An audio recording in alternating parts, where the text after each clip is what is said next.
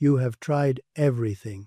The diets, the routines, the plans you swore you would follow this time. You have counted calories until food felt like mathematics. You have punished yourself in gyms, not because movement brought you joy, but because you believed your body deserved punishment. And still, something feels wrong. Not broken exactly, just heavy. Disconnected, like you are carrying your body through life instead of living inside it. I see you. I see the tiredness that no amount of sleep seems to fix. I see the guilt you carry every time you eat something you were told you shouldn't. I see how you have turned your own body into an enemy, a project that never quite gets finished. And I want you to hear something that might sound strange coming from a monk. You do not need more information. You do not need another plan. You need 4 ancient truths that monks have carried quietly for thousands of years, truths so simple that the modern world overlooked them entirely. Tonight, those truths become yours. But first, I want to tell you a story. There was once an emperor in ancient China who was dying. Not quickly, the way a sword kills, but slowly, the way worry does. His stomach could not hold food without pain. His sleep came in fragments, haunted by the weight of decisions he had not yet made.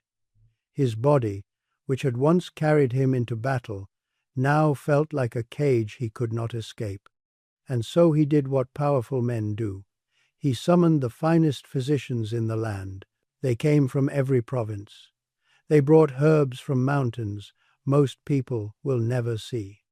They drew charts of his body, mapped his pulses, argued with each other late into the night about which organ was failing and which remedy would save him.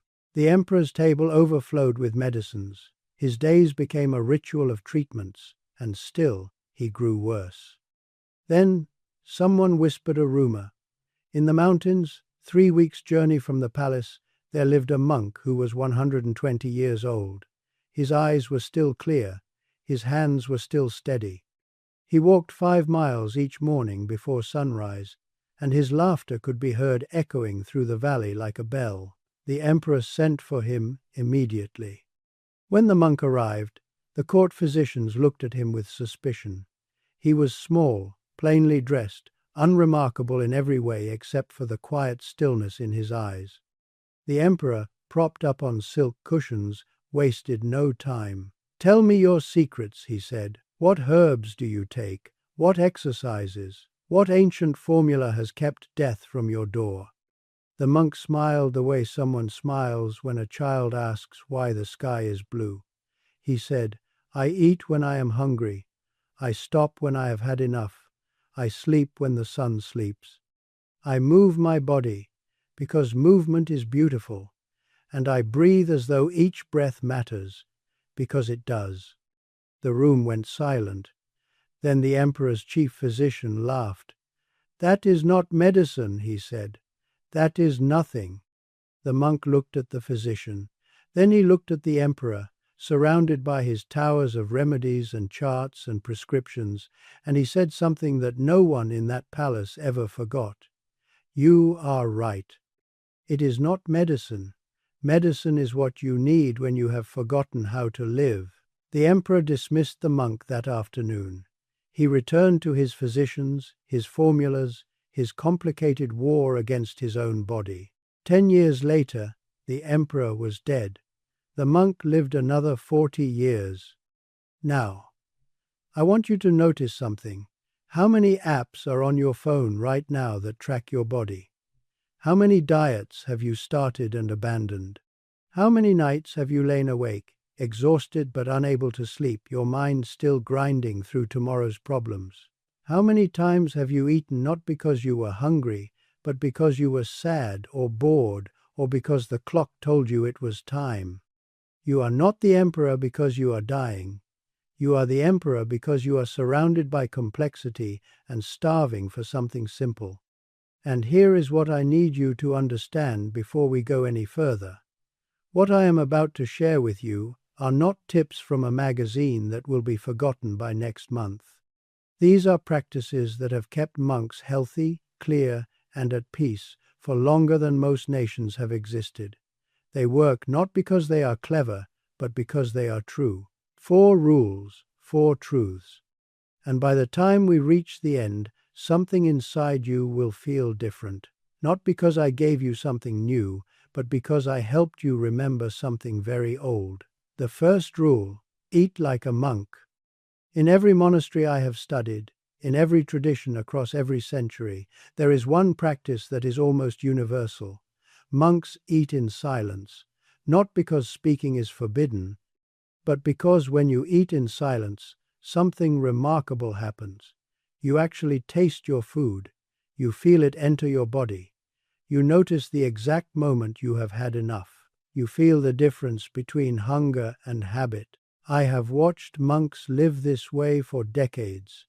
Their bodies are calm, their minds are clear, and not one of them has ever counted a single calorie. You have lost this, haven't you? You eat while scrolling your phone, you eat while watching screens, you eat while worrying about work, about money, about whether someone is upset with you.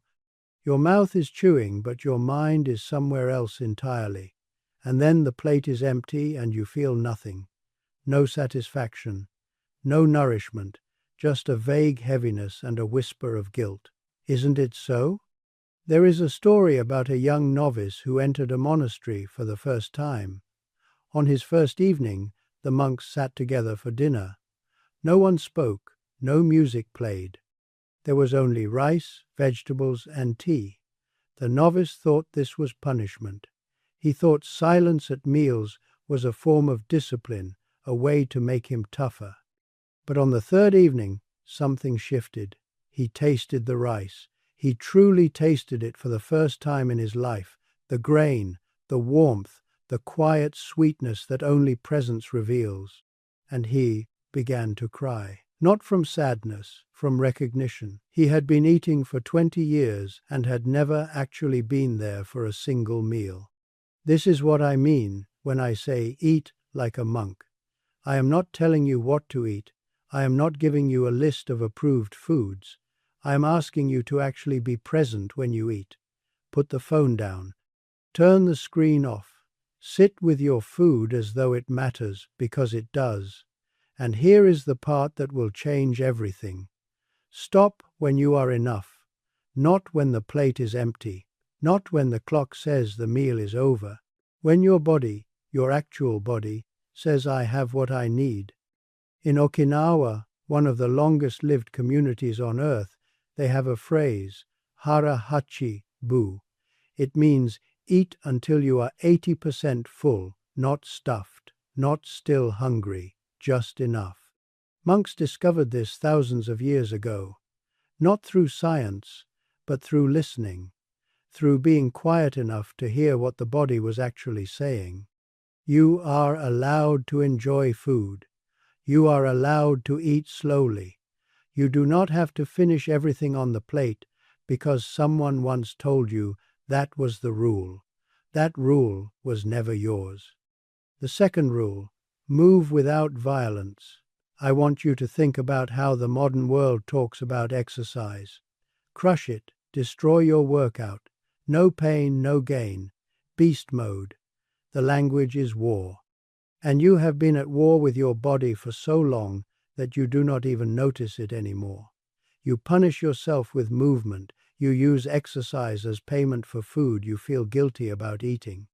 You push through pain not because it serves you, but because you believe you deserve to hurt. Hello, you've felt this, haven't you? Let me tell you about monks and movement. In the monasteries, there is no gym, there is no punishment circuit. There is walking, slow, deliberate, attentive walking. There is stretching that follows the breath. There is work, gardening, sweeping, carrying water, done not as exercise but as participation in the living of life. And these monks, these people who have never seen a treadmill, live longer and healthier than almost anyone in the modern world. There was a monk who came to the monastery with a back so damaged that the physicians had told him he would never walk without pain again. For the first month he tried to force his body to heal. He did exercises he had read about. He pushed through agony, believing that strength meant tolerating suffering. His back grew worse. Then his teacher said something that confused him. Stop trying to fix your body. Start listening to it. Walk, but walk slowly. Move, but move with the question, what does my body want right now? It took 6 months. But the monk healed, not because he found the right exercise, because he stopped treating his body like a machine that needed to be repaired and started treating it like a living thing that needed to be heard. Your body wants to move. It was built for movement, but it does not want to be punished. It wants to stretch in the morning, because stretching feels like waking up. It wants to walk, because walking is how human beings think and breathe and process the world. It wants to move in ways that feel like gratitude, not payment. What you call discipline, that harshness, that forcing, that is not strength. That is fear wearing the mask of control. Real discipline is gentle. Real discipline listens. You have permission to move in ways that feel good. You have permission to walk instead of run, to stretch instead of strain, to let movement be something your body looks forward to instead of something it endures. This is not laziness. This is wisdom. Take a moment. Let that settle. You have carried the weight of punishing your body for a very long time. You can set it down now. The third rule, sleep as though it is sacred. There is a saying in the modern world that I find deeply troubling. I'll sleep when I'm dead. Do you hear the violence in those words? Do you hear what that sentence is really saying?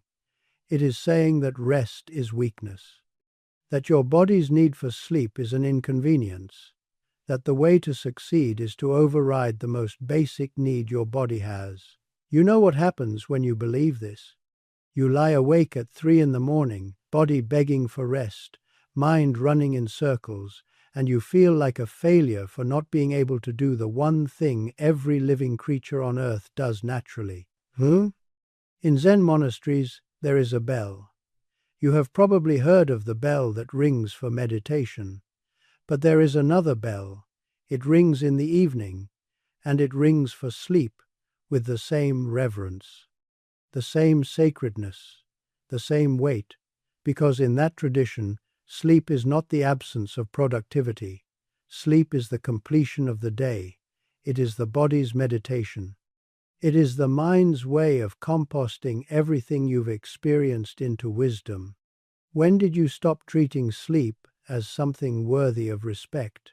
When did rest become the thing you sacrifice first? You give your best hours to your work, your worries, your screens, and then you hand your body the exhausted leftovers of the day and wonder why it cannot find peace. You do not have to earn rest. You are not a machine that needs to justify powering down. Your body is asking you every night for one simple thing. Stop. Let go. Trust that the world will still be there in the morning. Tonight, I want you to try something. When you are ready to sleep, lie down the way you would enter a temple, not with your phone, not with the television murmuring in the background. Lie down in silence, place your hand on your chest, feel your heartbeat, and say to your body, "Thank you for carrying me through another day." You can rest now. This is not a trick. This is not a technique. This is a return to the understanding that sleep is not the opposite of living. It is what makes living possible. The fourth rule, breathe as if your life depends on it, because it does. Of all 4 rules, this is the one that monks guard most carefully, not because it is a secret, but because it is so simple that most people dismiss it. And in that dismissal, they miss perhaps the most powerful practice a human being can learn. You take approximately 20,000 breaths every day, and I would ask you honestly, how many of them do you notice? How many of them do you feel? Your breath is happening right now, as you listen to me, and until I mentioned it, you had no awareness of it at all. You know, in the yogic tradition, they call the breath prana, life force.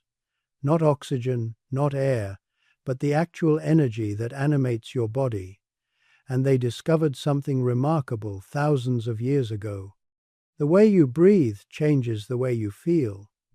Short, shallow breaths tell your body there is danger. Long, slow breaths tell your body there is peace. You are not at the mercy of your emotions. You are at the mercy of your breathing. Change the breath, and the feeling follows. The Stoic philosophers understood this too, in their own way. Marcus Aurelius wrote about returning to the inner citadel, that place of calm within you that no external circumstance can touch. But how do you get there? How do you find that place when the world is loud and your mind is louder? You breathe, consciously, deliberately, slowly. The breath is the bridge between your body and your mind.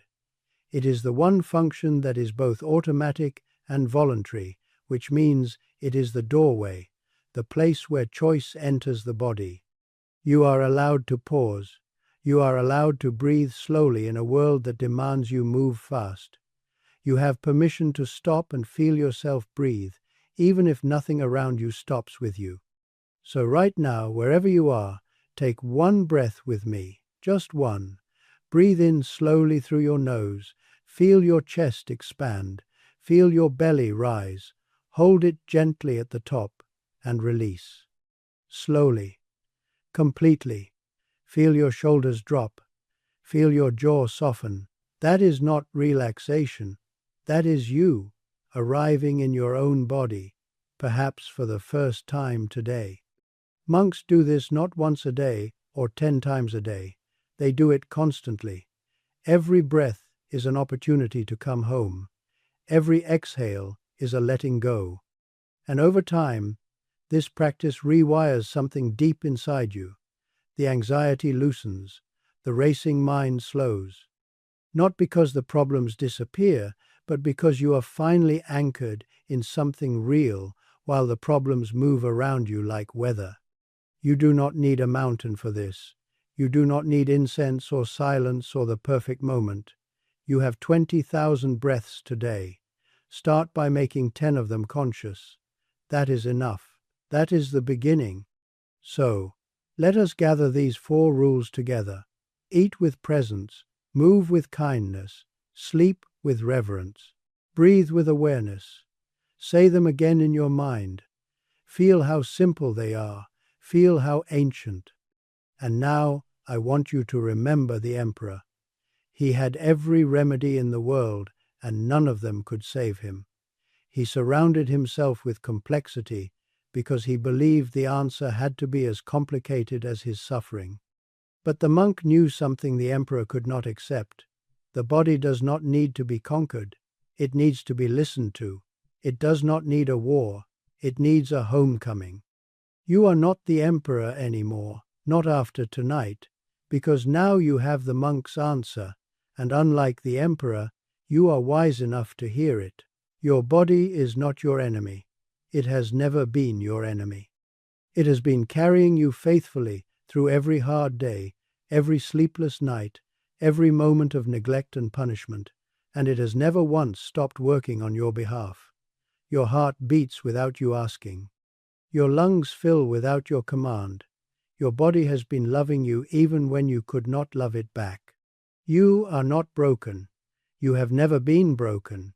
You have simply been listening to voices that did not know you.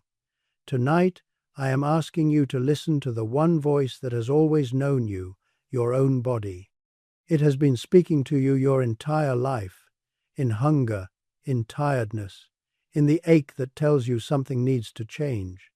It has been waiting, patiently, for you to come home, and now you can. If these words reach something inside you tonight, leave a comment below. Write the words, "I am coming home," not for me, for you, so that tomorrow, when the noise returns, you can come back to this moment and remember what you felt in this quiet truth. May you eat with gratitude. May you move with joy. May you sleep deeply and without guilt. May you breathe as though every breath is a gift, because it is. And may you walk forward from this moment, knowing that everything your body needs, everything your spirit has been searching for, has been within you all along. You have always had everything you need. You just forgot. And now you remember. Be well, be kind to your body. It is the only home you will ever truly have.